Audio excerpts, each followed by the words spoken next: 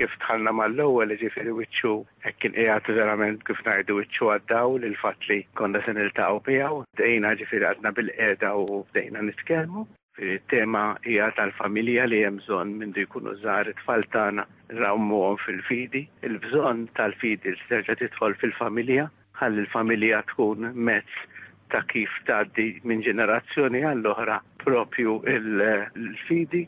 Staqsini fuq il-bħalissa poplu tagħna kif inhu għaddej u għatlu li speċi qegħdin nippruvaw nippreparaw irwieħna anke għas-sena tal-fidi li tal-waqt se tibda u ħagos ħafna li aħna nistejna għalhekk. Ftakar ovvjament meta ġie Malta, meta ġie fostna bil-ferħ, der interessat hekk meta tħares lejh, der interessat dak kollu li qegħdin ngħidu. Jiġifieri kien ferħan li se jkollu din il-laqgħa magħna li aħna konna qegħdin ftit isfijiet, konna żewġ isfijiet biss. Jiġifieri jiena naħseb li ċieda l-fatt, jiġifieri li mhux bħalma jagħmlu soltu meta jkollu xi 20 nisqof qudiemu se jagħtina dawn il-ftit minuti biex ikellimna personalment fuq dawn id-diversi issues anke għaliex Malta issa sar jafa minn min ġie f'Malta.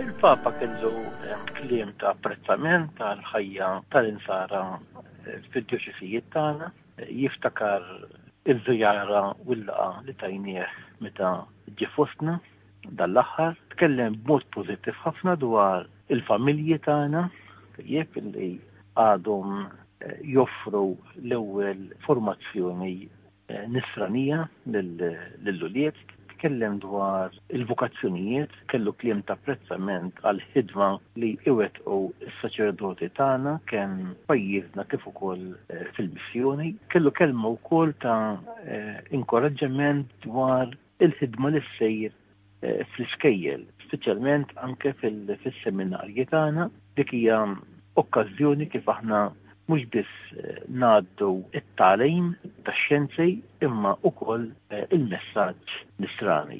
Irrid ngħidlek li semma wkoll il-jum tal-Ħadd għaliex huwa jum illi fih mhux biss nibda'u għall-liturġija għall-Ewkaristija lura u imma huwa jum li fih il-familja tkun flimkien tajjeb u jiena semmejtlu kemm għandna l-qalbna anke aħna l-isfijiet it-tiġdejt fil-liturġija tagħna, fissirtu wkoll il-ħidma tagħna favur il-familja u kellu okkażjoni insemmilu wkoll il-fatt li dal-aħħar fid-djoċesi ta' Għawdex ftaħna dak il-konsultorju tal-familja.